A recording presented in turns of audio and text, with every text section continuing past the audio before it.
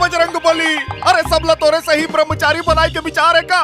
फिर मोला ब्रह्मचारी बने के कोनो शौक नहीं है। मैं कुछ नहीं जाना। संजय भी तोर पूजा पाठ कर दो और तेहा काला तोप के बैठे हस। मोर छोटे भाई उद्धव भी हाँ हो गए, ओकर लइका तक हो गए। भाई के बस ओकरे लइका खिलावत रहो का? अरे मोरो लोग लइका के कुछ तो जुगाड़ जमा दे महाराज। भैया देख आज बोला देखे बस सगा मना भैया, मैं तो बता देता हूँ आज वो रिश्ता बनना चाहिए, पटकना नहीं चाहिए। भैया अरे का भैया भैया लगा ऐसे और भी हो के तहन भाई के दूसर के चूल्हा हम जाए। अरे चलना भैया जल्दी घर में सगावन आ गए। सगा मना के बजरंगबली तोर पूजा पाठ में कभी कोनो कमी नहीं होंदा।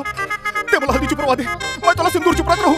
ये दारी अक्ति में मोर बाजा खटकाना छ महाराज। जय बजरंगबली। चल चल ए कहां गिरे बे? सगावन बार मिचला पर गिरे भैया। हां तो मिचला हां तो बनो है जी। सगावन केरला ना तेरे खबर चल।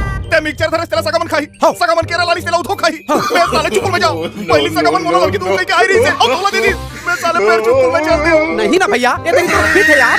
तोर लगिन मड़मड़ात है। जय बजरंगबली। चल चल चल चल।